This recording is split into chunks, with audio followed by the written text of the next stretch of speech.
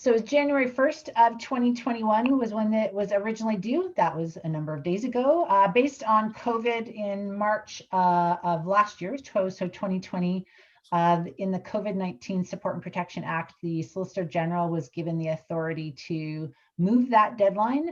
So we did get a memo just prior to the holidays on December 24th, noting that the new deadline is July 1st, 2021, in terms of submitting the community safety and wellbeing plan. And we're well on our way to having that in place. What would have to happen is the community safety and wellbeing plan will have to go through each of the municipal councils for approval and then be ready to go for July 1st of 2021. So just a little reminder about the process we've been undertaking to develop the plan. You'll see we're well on our way. We've moved through the first 3 phases. So phase 1 was really about project planning and onboarding. So we have a coordinating committee. We did a kickoff meeting with them. Then we had COVID hit. So we did have an original advisory committee meeting set up for early April, which we postponed. We moved it into a virtual environment and sent you an introductory email along with a video to introduce the community safety wellbeing planning process. Sorry, I got a few more people coming in. And then we moved into phase 2. So if you go on the website, the Community Safety and Wellbeing website, which is housed on the County of Elgin website, you will find a data package if you haven't already had an opportunity to see that. So we collected a lot of local data to help inform what should be some of the priorities. So where we're seeing some risks in our communities, where we're seeing some resilience in our communities. We also did an inventory of existing planning tables to get a sense of what is already being focused on in terms of strategic priorities and strategies across the geographic area. So that was our phase 2. Phase 3 is what we are wrapping up. That was the community engagement. So we did have an online discussion forum, and some of you participated in that and having a good discussion about the data and about the community partner survey results. We did an advisory committee or community partner survey. We then did a data walk session with you to take a look at the results of that survey along with the data package. Then we did the general public survey, which we're going to talk about today. And I also did some interviews with the Ontario Health Team and the Elgin Community Foundation. So that's where we are in our process. You see that we are moving into phase 4, which is plan development. So that's where we are, as a first step, going to look at what would be some of the areas of focus we'd like to see reflected in the community safety and wellbeing plan. So just a reminder to show you a bit about the framework. So the visual on the right hand of your screen is the provincial framework around community safety and wellbeing. So again, noting that we want to not just reflect things that fall in that red middle circle, which is incident response, which is more crisis related, where typically you would see police, fire, EMS responding to incidents in our community, but we also want to think out into that green circle as well, which is more about the social determinants of health, which would include things like income, poverty, housing and homelessness, education. So we want to think sort of across the spectrum as we think about what might be some of those areas of focus in our plan.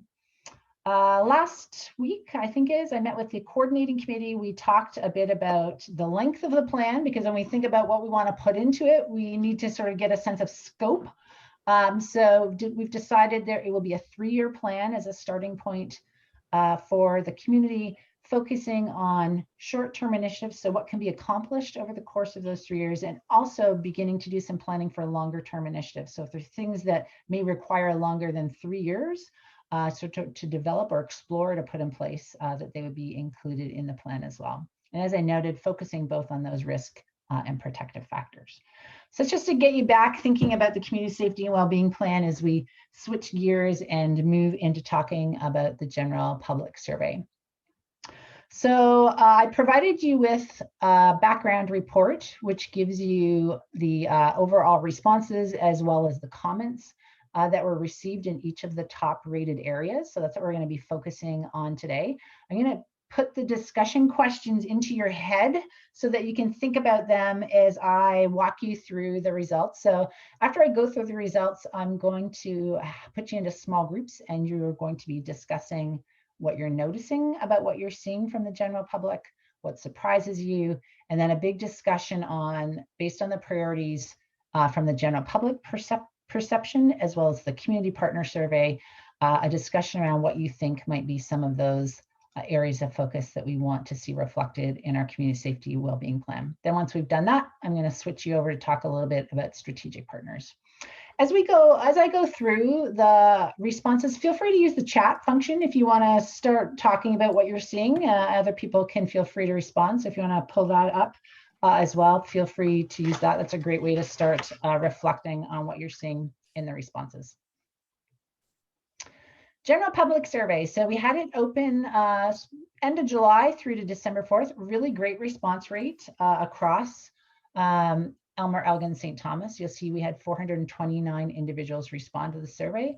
I always look at the confidence interval to make sure that the results are generalizable to the overall general public. You have a really great confidence interval. I like to keep it around 5. You got under that at 4.72. Confidence interval, if you're not as nerdy as me, it means that if 80% agree with something, it would range 4.72% below that or 4.72% above that. So it gives you a bit of the range of where you are in terms of how valid and reliable your responses are in terms of generalizing them to the overall public. So the chart on the slide right now shows you where we had responses. You'll note the blue arrow sitting above BAM. BAM did have a low number of responses, so they have been excluded from the results I'm going to show you today. So what we do when we're doing research is if we do have a low number of responses, we don't want to have anyone be identifiable. So we'll remove them from the results. But you'll see overall, majority responses were from City of St. Thomas, though that makes sense based on your population and where you're seeing people live. So I'm going to give you a bit of a demographic profile of the respondents, so you know who responded before I jump in and tell you what they told us. So we had the majority of people respond were female, which is interesting. I'm working on community safety and wellbeing plans in a couple of other communities as well. Same thing, we're seeing a higher level of females responding to the survey with 20.3% male and then 0.8% identifying as other. In terms of age group, Generation Z were low. That's your under sort of 17 and under, so very young. So we had a very small amount there, so they were excluded from the results. But other than that group, we're seeing pretty good representation across millennials, your Generation X, and your baby boomers. And you'll see in the background report that I provided, I looked at whether there were any differences in responses based on the generation that people belong to. So this slide shows you a lot of demographic information. So we asked people to self-identify if they belong to any subpopulations. They could select as many as they did respond to. The only 2 that we will be using for analysis because of the numbers will be persons living with a disability. We had 40 respondents, and then persons living in poverty. We had 18 respondents. So overall, fairly lower numbers of subpopulations responding to the survey. In terms of education, most people did have a little bit more than high school, so some post high school or post-secondary in terms of college or trade and university education. Employment, majority at 59.4% were employed, though we did have a number of retired people and unemployed, very small number of students responding. And in terms of annual household income, again, pretty good representation across the range. We did have some that have less than $30,000 a year in terms of their annual household income, and then fairly even split across the other 3 categories of income. So that gives you a sense of who responded to the survey. So just to remind you what we asked in the survey, we gave people 20 different elements of community safety and wellbeing, which you're seeing on the screen. And then we asked them a series of questions, the same questions for each of the elements. So we gave them a bit of a description so they knew what the element was. And then we asked them the impact that that element had on them as an individual and people living in their household. So looking more at sort of the household level. We asked them the impact they felt that element had on the municipality in which they lived. So whether it was Central Elgin or St. Thomas, And then we also asked them what they thought the impact of that element was on Elgin County as a whole, so thinking broadly across sort of the region. We also asked them on a scale of 0 to 10 what priority they felt that element should have in the community safety and well-being plan, 0 being a very low priority, 10 being a very high priority. And that's where you're going to see we were able then to actually take the 20 elements and do a ranking of them based on the average response to that question. And then we asked them why they gave it the rating that they did in terms of whether or not they thought it should be a part of the community safety and well-being plan. So based on those responses, as I said, we were able to take those 20 different elements of community safety and well-being and rate them or rank them in an order based on the average score out of 10. So you will see at the top, you have mental health issues was at the top of the list with an 8.4 average rating out of 10. You'll see at the bottom of the list, street violence and gang issues, not perceived to be as much of an issue in Elmer, Elgin, and St. Thomas, with the lowest average score of 5.84 out of 10. So that's sort of the range you're seeing. Top elements up here. So we've got mental health issues. Then you've got a number that are pretty close there. You've got your education and skills development, your substance use and addiction, criminal activity, housing security, and employment. So usually I go for a top 5 list, but you have top 6 because, as I said, sort of once you popped below mental health issues, these next 5 were fairly close in terms of the average score out of 10 that they received. So as you move into your small groups, you may want to do some reflecting, I'll stick this in your head, on whether or not you're surprised about the rating and where the different elements are ranked. So look at some of the lower ones, look at the higher ones, have a discussion around that. Because again, this is the perception of the general public around community safety and well-being across Elmer, Elgin, and St. Thomas. So then what I did, those were the overall. So it looked at everybody who responded. Then what I did is took a look to see, were we seeing any differences across municipalities or geographic areas, knowing that some of your areas have higher populations. So the city of St. Thomas, as you noted earlier on, had the highest percentage of respondents. So they would have a higher weighting in terms of that average score because there were more people from St. Thomas who were doing the rating. So we wanted to take a look across the municipalities to say, what are we seeing in terms of sort of consistency or alignment with the different community safety and well-being elements. So you'll see I've highlighted yellow, so you can see those were the top 6 that were overall from the county. So they're there in that first column. So you'll see City of St. Thomas has, those were their top 6 elements in terms of the average score as well. You will see for Elmer only had top 5, so those fit into the ones that we're seeing overall across the county. Same thing with Central Elgin, their top 5 aligned with the top ones across the county. Then you're going to see a few different here. So if you look at Dutton Dunwich, only 2 were in their top 5. So you're also seeing internet access and digital literacy, physical health issues, and discrimination, marginalization, and racism popping up into their top list of elements for a priority in the community safety and wellbeing plan. Malahide had 4 from the overall list, and then also had internet access and digital literacy and physical health issues in their top list. Southold had the same as the overall county. And then when we look at West Elgin, you're only seeing 2 reflected in the overall list. And then they had 4 that were different. So they also had internet access and digital literacy, financial security, social environment, and food security. So what I did in the final column of this table is just show you how many municipalities actually identified the community safety and wellbeing element within their top list of rated elements that should be included in the community safety and wellbeing plan. So that gives you a sense. So just as a reminder, the community safety and wellbeing plan that we are putting together is a shared plan across all of the municipalities that are in Elgin County.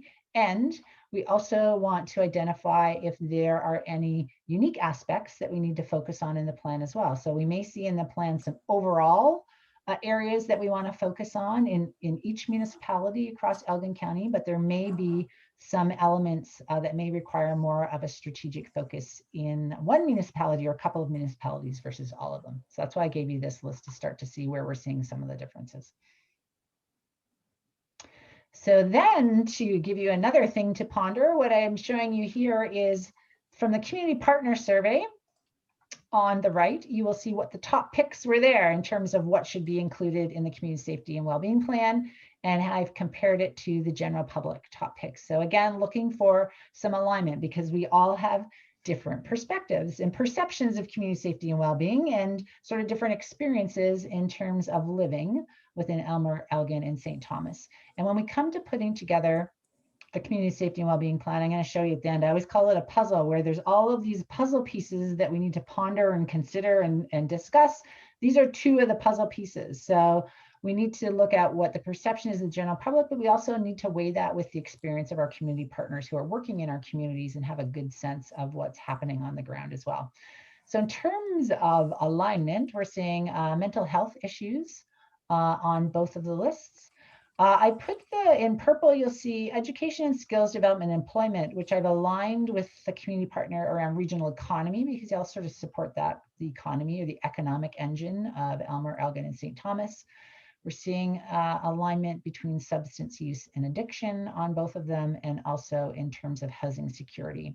The differences we're seeing, general public picked up on criminal activity in their top list, and on community partners, we have poverty and income security and physical health. So again, that's just another piece for you to ponder is taking a look at what community partners picked versus what the general public perceived around community safety and wellbeing. What I'm going to do now is I'm going to take you into each of the top elements that the general public picked in terms of community safety wellbeing and talk a little bit about why they picked them and what we saw.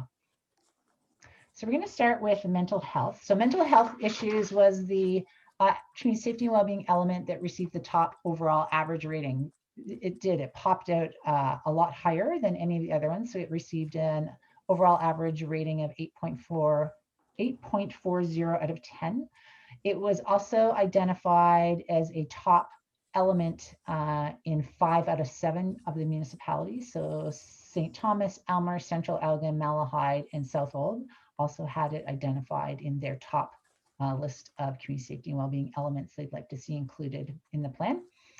So in terms of why people put it at the top of their list or why it was included in the top, you'll see that people, there are a lot of comments around mental health being a key foundational piece in terms of community safety and well-being. It was interesting in your community versus some of the other surveys I did with general public. Your community was very, I use the word savvy, where they actually understood the linkages between the different elements. So they didn't look at them all as separate. So you'll see in that third bullet point, they talked about mental health and they made linkages between it and homelessness and poverty and addiction and crime and employment and domestic violence. So they were able to make those linkages and say mental health is really critical because we know it actually impacts some of the other elements that you're seeing around community safety and well-being. So again, as we start to think about the community safety and well-being plan, that's another part of the puzzle that we need to think about is how are those elements interrelated? And if we make a difference in one, it'll actually sort of give us that domino effect and make a difference in some of the other elements as well. So thinking about, are there some foundational pieces that we need to focus on that we may actually help us with some of the other elements? People, a lot of comments around COVID-19 and how it's really exacerbated mental health and well-being across the community. People also noted that there's still a stigma associated with mental health, so it may not be as talked about or as open in terms of how much there is actually in your community or people going for help in terms of mental health. We also had a number of comments about the closure of the psychiatric hospital and how that's had an impact on mental health in the region. And then people talked about some of the things that may help as you think about it. So they talked about access to education, the need for more professionals and resources, especially in rural areas, and using police as a primary or first response to supporting individuals with mental health issues. Those are all named as challenges. So thinking about, we need more education, we need more professionals and resources, especially in rural areas, and we need to look at whether police should be the primary or first response in terms of supporting individuals with mental health issues.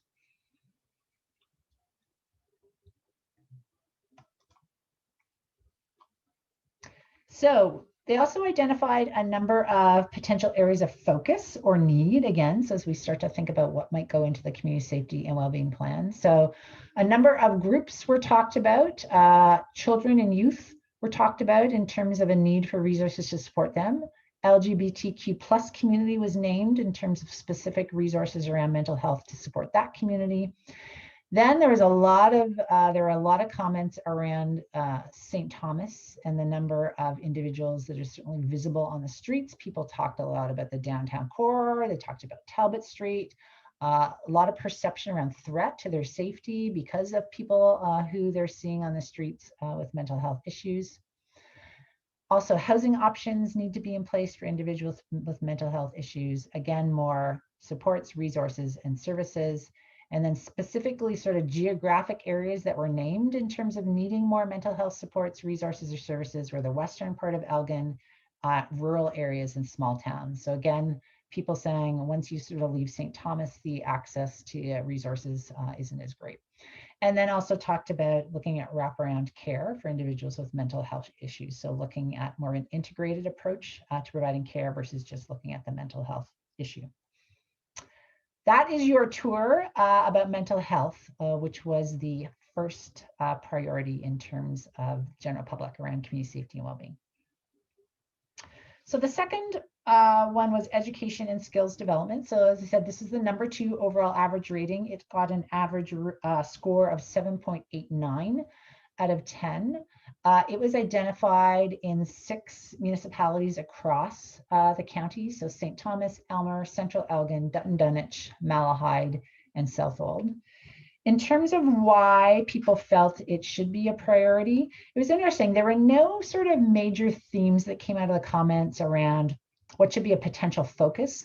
A lot of comments really highlighted the fact that education is a cornerstone in society. So again, there were a lot of comments just said education is really important, made the links again to some of those other community safety and well-being elements and said, you know, if you focus on education, you're going to see better employment, economic well-being, better health, social skills, decreased crime. So again, seeing education as sort of that cornerstone piece around community safety and well-being.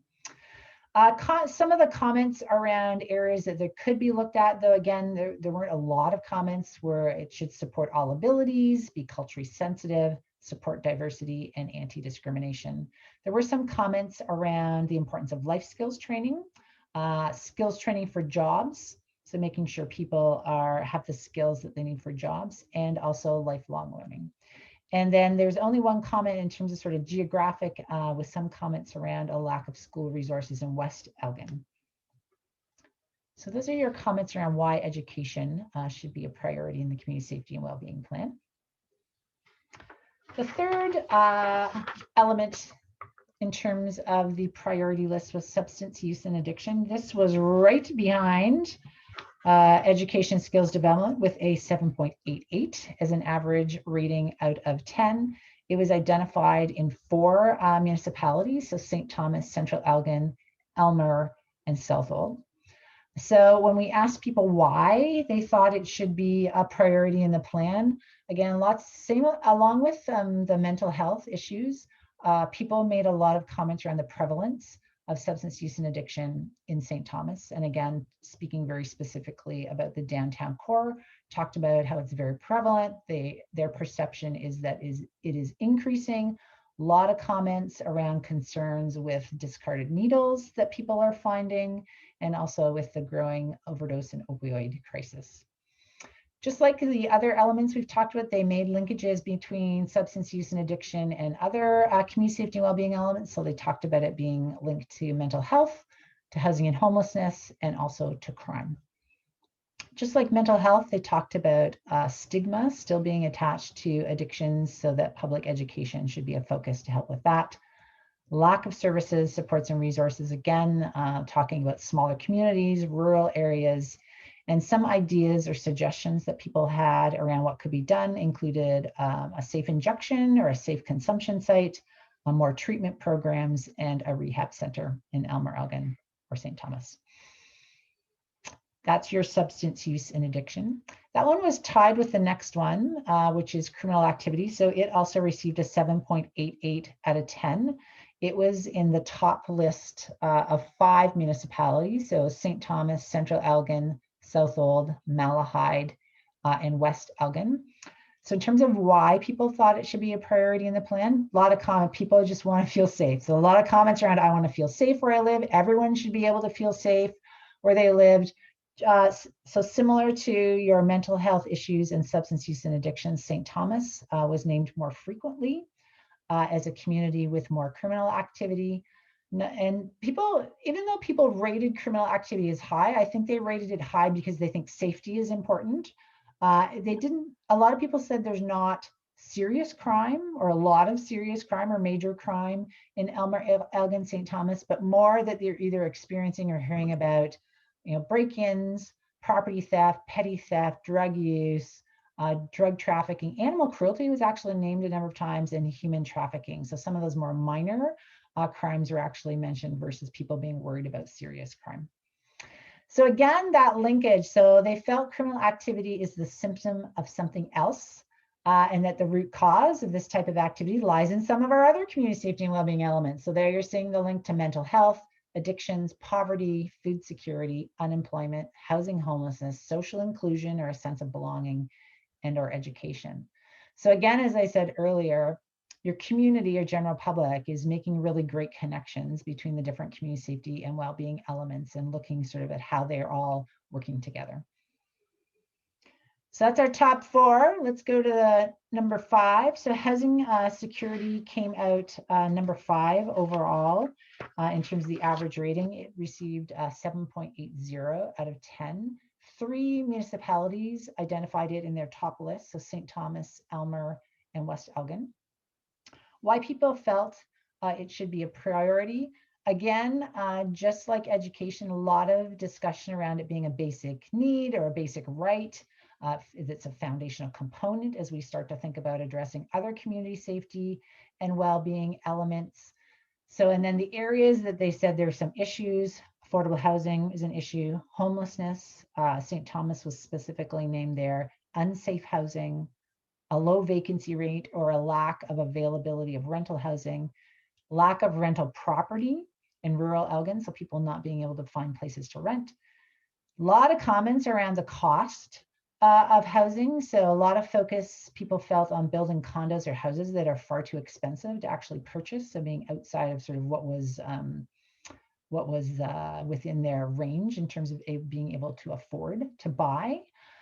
And then populations with more vulnerability in the area of housing security that were named were youth, seniors, and persons with disabilities.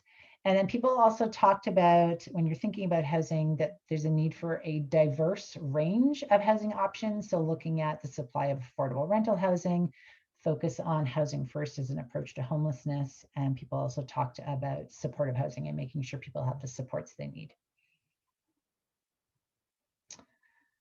The final one in the top list is employment.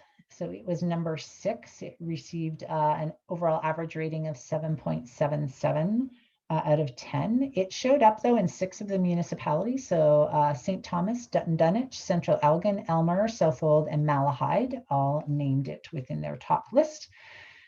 So again, there's this piece where employment is felt to be that underlying factor linked to quality of life, overall wellness. They linked it to other community safety and well-being elements as well. Some of the comments that people made were that people are working multiple jobs to make ends meet. They felt paying a living wage is really important, so people don't have to work multiple jobs to make ends meet. A lot of comments, very topical around COVID-19 and how it's had an impact locally. So we're seeing the closure of businesses, we're seeing resulting job losses in the community. But the main issues really that fell out of the employment, which I think would be no surprise to you, precarious work came out. So people that are working contract jobs, part-time, low-paying jobs, Transportation was also named as one of the main issues around employment. So the ability to get to jobs. So if you are living in those outlying towns or rural areas, how can I get to a job if the job is in a more urban setting? Here's the skills match. That sort of goes back to the comments we were hearing around education. So people are noticing there's a skills match gap between the available jobs and the skills that are needed for the jobs versus the skills of individuals who are looking for work. So they talked about skills training and education for available jobs. And then we had a number of comments, people, your commuter community. So a lot of individuals commuting to work in other municipalities because they can't find a job in Elmer, Elgin, St. Thomas that matches the skills that they have or the profession that they're practicing. And then again, that underlying around the need for fair wages. So comments around making sure employers are providing a living wage and some comments around a guaranteed basic income. Those are the comments around employment and why it should be an area of focus in the community safety and wellbeing plan. So those are the top 6 overall. Then if I go to, just to put it in your head as a reminder, some other municipalities had other elements that were in their top list, which weren't included in that overall list. So internet access and digital literacy was identified in the top list in 3 out of 7 municipalities. So Dutton Dunwich, Malahide, and West Elgin. So some of your more rural areas with issues around internet access and digital literacy, and naming that as a potential area of focus or priority for the community safety and wellbeing plan. And then physical health issues was on the top list for Dutton Dunwich and Malahide. So just to put those in your head again as we're thinking about potential areas of focus for the plan. So just a reminder, because I'm going to put you into your small groups in a minute, that these were the general public top picks versus your community partner top picks in terms of potential areas of focus for the community safety and well-being plan. So as you go into your small groups, keep those 2 lists in mind as you do that. I'm going to have you go into small groups because there are an awful lot of you on the call, and I'm going to have you focus on these first 2 questions. So overall, what are you noticing about what we heard from the general public? What surprises you? So you could go back to that list of the ranking and say, does it surprise you in terms of where they were ranked? Does it surprise you in terms of what's on the top 6 list or why they thought it should be on the top 6? Does it surprise you that some of the responses are different from community partners versus the general public? You're surprised that some municipalities have physical health, some don't. So sort of go through it and what are you noticing? What surprises you about it? Then after you've had that conversation, I want you to move into number 2, which is focusing more on what you think should be in the community safety and wellbeing plan. So noting this is a 3-year plan, so we don't want a list of 20 things you think should go in it, but try to sort of narrow it down based on what we heard from community partners in the data walk that we did later last year, as well as now what we're hearing from the general public. What are some of the specific areas of focus that you think we should put into the community safety and wellbeing plan? So that's what you're going to focus on in your groups. Let me just stop share for a minute. So I'm going to put you into groups of, let me see how many people we have.